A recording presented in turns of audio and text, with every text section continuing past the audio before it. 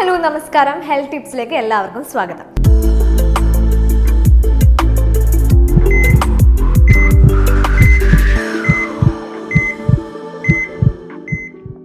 നമ്മുടെ ശരീരത്തിൽ മെറ്റബോളിസം കൂടിയാൽ നിരവധി ഗുണങ്ങളാണ് ലഭിക്കുന്നത്.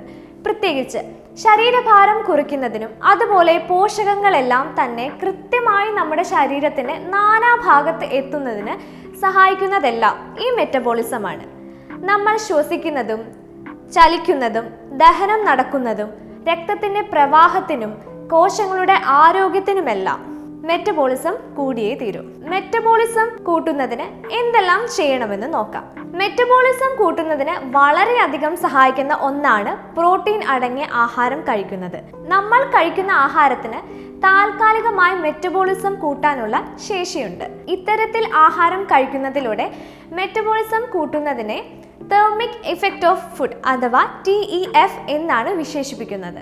നമ്മൾ പ്രോട്ടീൻ റിച്ച് ആയ ആഹാരങ്ങൾ കഴിക്കുമ്പോൾ TEF വളരെ ഉയർന്ന രീതിയിൽ ശരീരത്തിൽ ഉണ്ടാകുന്നു. അതുപോലെ ഭക്ഷണം കഴിച്ചാൽ വേഗത്തിൽ വയറ് നിറഞ്ഞ പ്രതീതി ഉണ്ടാക്കാൻ പ്രോട്ടീന് സാധിക്കും. ഇത് അമിതമായി കഴിക്കുന്നത് തടയുകയും വണ്ണം കുറയ്ക്കാൻ സഹായിക്കുകയും ചെയ്യുന്നുണ്ട്. നന്നായി വെള്ളം കുടിച്ചാൽ നന്നായി മെറ്റബോളിസം കൂട്ടാൻ സാധിക്കും. നിങ്ങൾ എത്രത്തോളം വെള്ളം കുടിക്കുന്നുവോ അത്രത്തോളം മെറ്റബോളിസം കൂട്ടാൻ സാധിക്കും. 2013 നടത്തിയ ഒരു പഠനപ്രകാരം 17 പൗണ്ട്സ് വീതം വെള്ളം സ്ഥിരമായി കഴിക്കുന്നവരിൽ 30% മെറ്റബോളിസം കൂടുന്നതായി കണ്ടെത്തിയിരുന്നു. അതിനാൽ നന്നായി വെള്ളം കുടിക്കുന്നത് നല്ലതാണ്. കൊഴുപ്പിനെ കുറയ്ക്കാൻ സാധിക്കുന്ന വ്യായാമങ്ങൾ ചെയ്യുന്നത് മെറ്റബോളിസം കൂട്ടുന്നതിന് വളരെയധികം സഹായിക്കുന്നു. എത്രത്തോളം കൊഴുപ്പ് കുറയ്ക്കാൻ സാധിക്കുന്നുവോ അത്രത്തോളം ശരീരത്തിന്റെ മെറ്റബോളിസം കൂട്ടുവാൻ സാധിക്കും. അതിനാൽ നന്നായി കാർഡിയോ വർക്കൗട്ട്സ് ചെയ്യുന്നതും വെയ്റ്റ് ലിഫ്റ്റിംഗ് ചെയ്യുന്നതുമെല്ലാം മെറ്റബോളിസം കൂട്ടുവാൻ സാധിക്കും.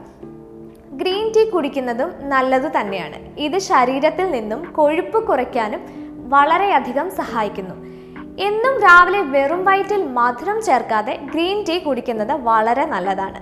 ഇത് ശരീരത്തിൽ മെറ്റബോളിസം കൂട്ടുന്നതിന് വളരെയധികം സഹായിക്കുന്നു. പിന്നെ നല്ല എരിവുള്ള ഭക്ഷണം കഴിക്കുന്നത് ശരീരത്തിന്റെ മെറ്റബോളിസം കൂട്ടാൻ സഹായിക്കും എന്നാണ് പറയപ്പെടുന്നത്.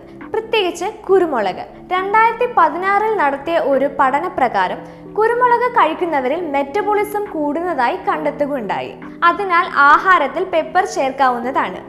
പ്രോട്ടീനുകൾ മാത്രമല്ല വിറ്റാമിനുകളും മെറ്റബോളിസം വർദ്ധിപ്പിക്കാൻ സഹായിക്കുന്നു. നിങ്ങളുടെ അടുത്ത ചോദ്യം ഇതായിരിക്കും: ഏത് വിറ്റാമിനുകളാണ് മെറ്റബോളിസം വർദ്ധിപ്പിക്കുന്നത്?